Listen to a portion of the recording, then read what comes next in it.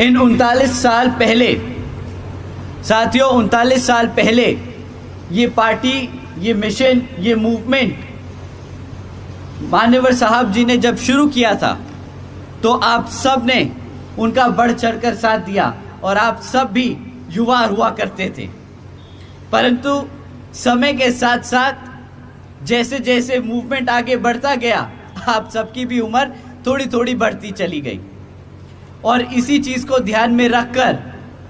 बहन जी ने आने वाली पीढ़ी, बोले तो अपने आने वाले भविष्य के लिए, इस मूवमेंट को जिंदा रखने के लिए एक महत्वपूर्ण निर्णय लिया कि हम सब, बहन जी ने ये मूवमेंट को आगे बढ़ाने के लिए निर्णय लिया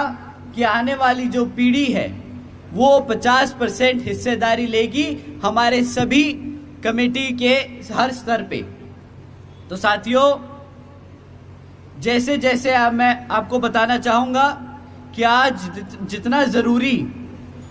हमारे लिए हर स्तर की कमेटी को बनाना है, उतना ही ज़रूरी हमारे युवा साथियों को उन कमेटियों में हिस्सा दिलाना है। साथियों, समय आ गया है कि आप सब बहन जी की तरह ही अपने घर से, अपने परिवार से, अपनी पार्टी के इस मूवमेंट को नई ऊंचाइयों तक पहुंचाने के लिए अपने बच्चों को पार्टी में शामिल कर उनको आगे बढ़ाने का काम करेंगे। साथियों, जैसा कि आप सबको मालूम है कि अब कुछ ही समय में लोकसभा के आम चुनाव होने वाले हैं और वर्तमान की बीजेपी जेजेपी सरकार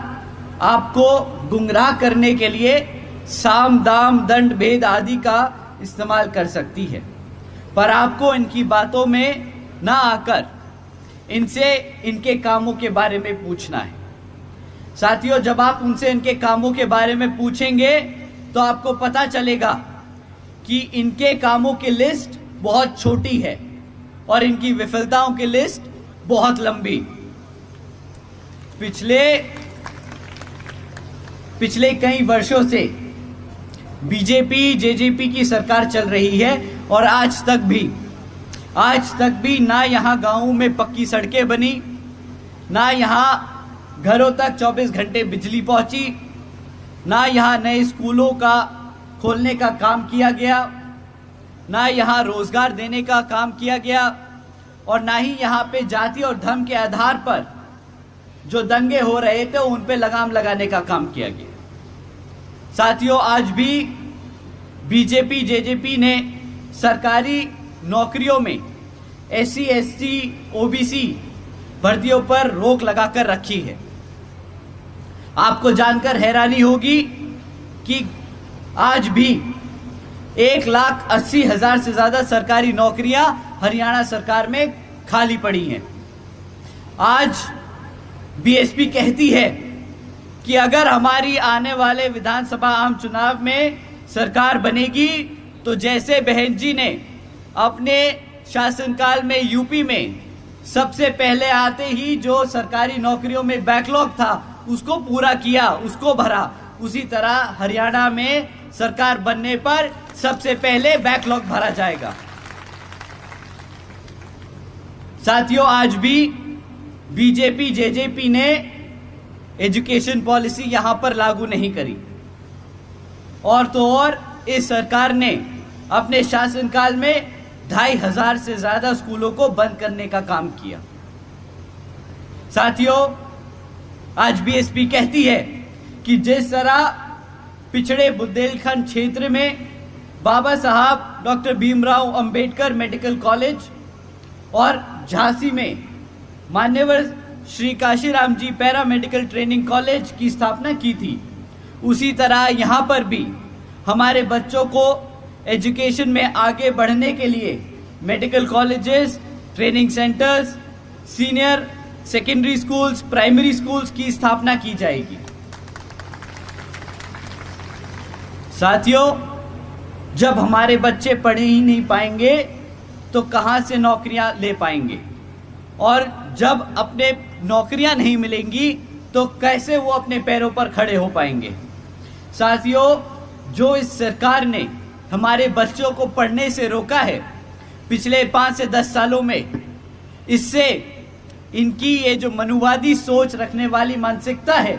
वो दर्शाती है। तो आपको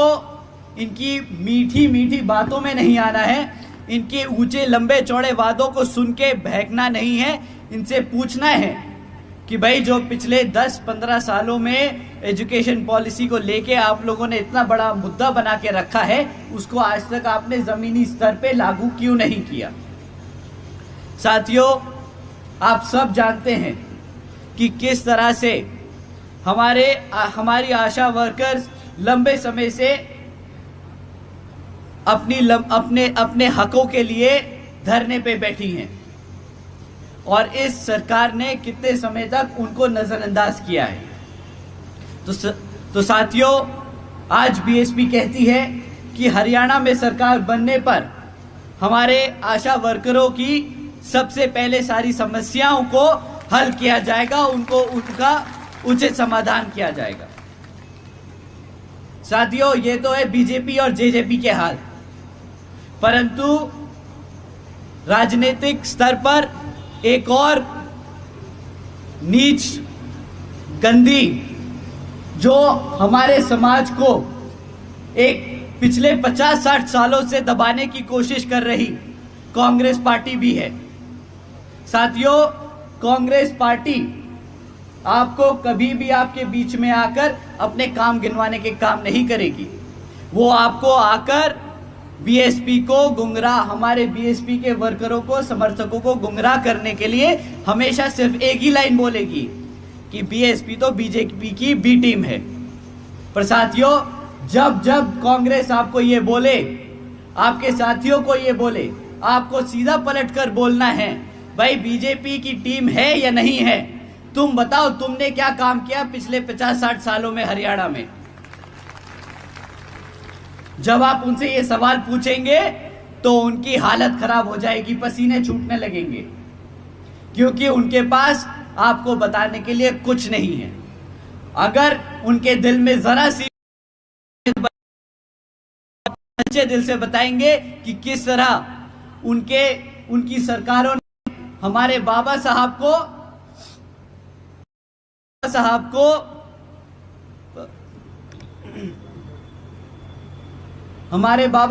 को भारत रत्न देने से रोका, वो अगर उनके दिल में जरा सी भी इंसान होगी तो वो बताएंगे किस तरीके से उन्होंने मंडल कमीशन रिपोर्ट को लागू नहीं होने दिया। साथियों, ये कांग्रेस वही कांग्रेस है जिसने अपने सारे शासनकालों में हमारे समाज को, बहुजन समाज को, पिछड़े समाज को दबा के रोक के किया। साथियों, अब समय आ गया है कि आप भी हरियाणा में बीएसपी की सरकार बनाने के